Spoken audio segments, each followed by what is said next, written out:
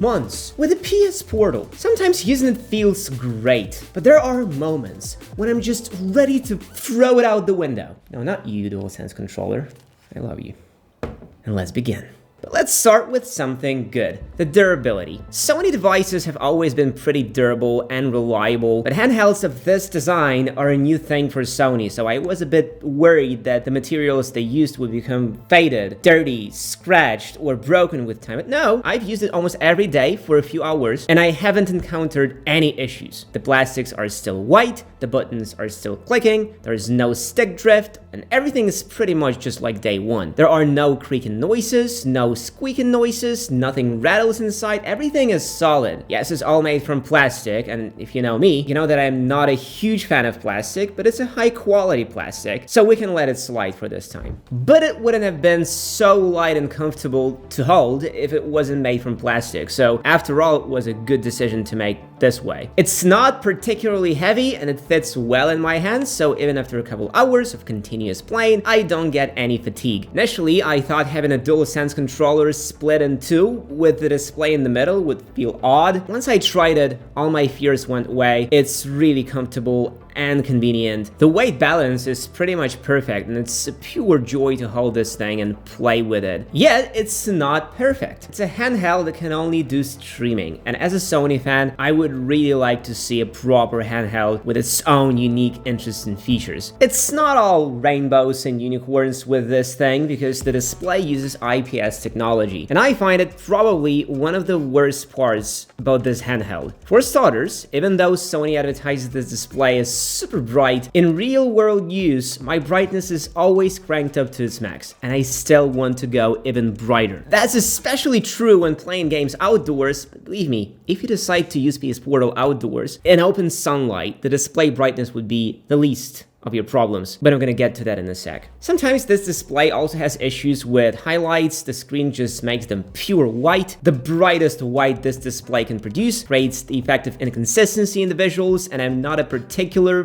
fan of that. Since I initially discovered this problem, there have been many software updates, but in my case, none of them really changed the situation all that much. Maybe it's only my unit that is defective, and maybe I should just go to the Sony store and replace it. I don't know. What I like about the PS Portal is the convenience of it all. If the PlayStation is connected to the network, I can turn it on from the PS Portal with the press of a single button, and it will connect automatically. No need to install apps, spend time in the settings, tweaking each and every parameter to make things work. Everything happens with no human involvement. I just press a button and start playing. If the internet is good, and the connection is stable, of course. That's pretty much the only thing that's gonna decide whether you will like your PS Portal or hate it. In my case, the gaming experience was pretty good, almost problem-free. The delay was always there, but every moment in time, it was different. On some days, I could go for hours without disconnecting from the PS5 or noticing any dropped frames, but on other days,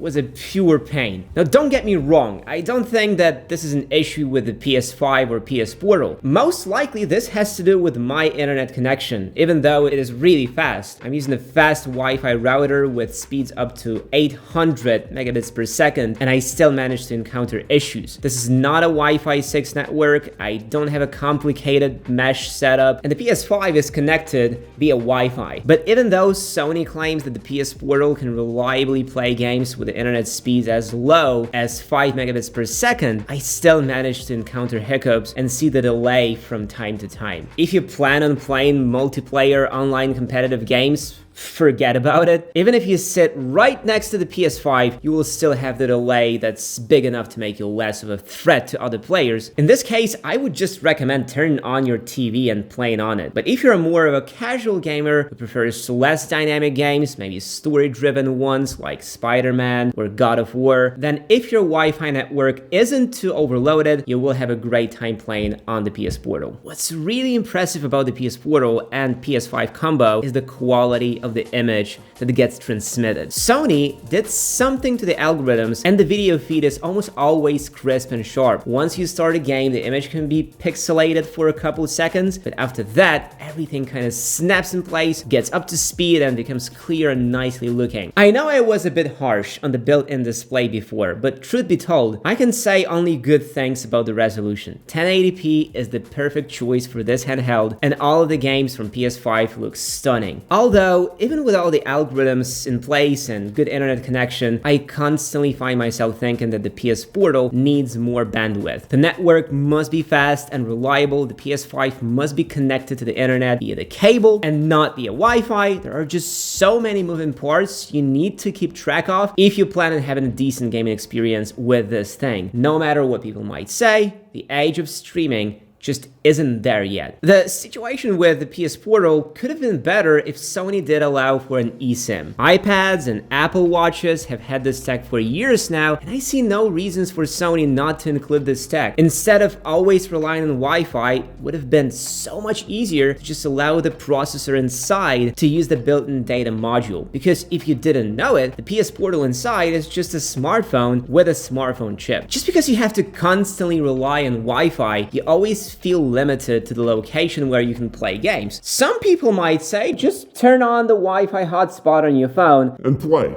Well, I wish it was that simple. Even though the mobile internet that I have is much faster than what Sony asks for, it's still not stable enough and not reliable enough to maintain proper connection. And almost each time when I tried to play outdoors and not on a public Wi-Fi, I just wasn't able to connect to my PS5. Maybe your mobile internet is better, maybe it's worse. The PS Portal to me looks more like a home-only device. If you're really planning on buying one, you need to hear me out right now, because the problems don't end there. Even if we assume that the mobile internet in your country is super fast and reliable, and the PS Portal manages to connect to your PS5, the delay will be manageable, which I highly doubt by the way, you would still need to have an unlimited data plan, and those are really expensive. Streaming high quality video so fast requires a ton of data, and trust me, you wouldn't want to go through your entire monthly package just to play Spider-Man for 20 minutes. And if you think of playing in the restaurant, cafe, or hotels, you have to really be picky about the hotel you choose, because the PS Portal doesn't have a built-in web browser, so if the Wi-Fi network you're trying to connect to requires some sort of an authentication, you're out. There's no way to authenticate yourself on the PS Portal. I think Sony has done this for security reasons. They definitely don't want the PS Portal to be hacked, even though it doesn't have any proprietary technology inside. After 3 months of using the PS Portal, I still can't get over the fact that I can't connect my AirPods to my PS Portal. And I definitely don't want to go to the store and buy proprietary wireless headphones that will work only with a PS Portal. I just don't need all that hassle. This leaves me and you,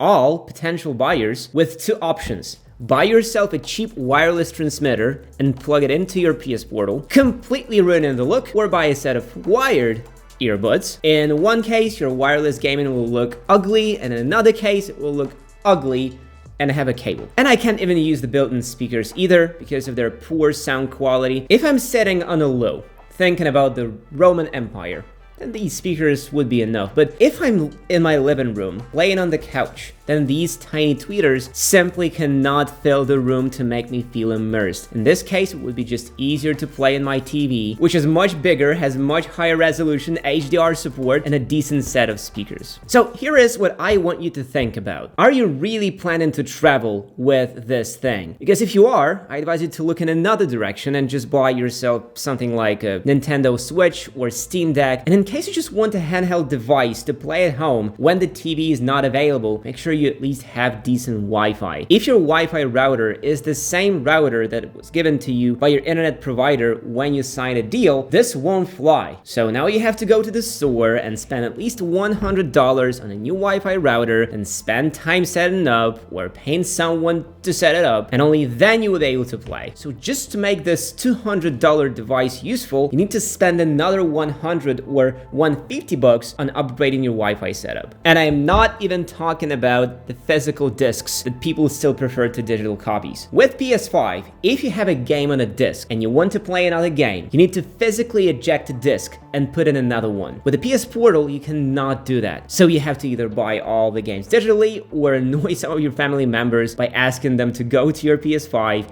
and replace the disc. Right now, you might have gotten the impression that the PS Portal is a bad purchase. Well, it's not exactly true. To get full experience, you need to check a few boxes, such as stable and fast internet connection everywhere. If you don't have that or don't have the chance to get that, maybe this device is not for you. I love it, I make it work, and I plan on using it. So to make this decision easier for you, here's what you can do. Just download the PlayStation Remote Play app on your phone and try it out. If the quality will be okay and you will be fine with the delay, then you can go and get the PS Portal. If you see that your phone is struggling to provide you with decent gaming experience, it would be better to spend those $200 on improving your Wi-Fi setup. And while you're doing that, go and watch our comparison of the iPhone 15 Pro and 14 Pro. It's a juicy one. Thanks for watching and see you there.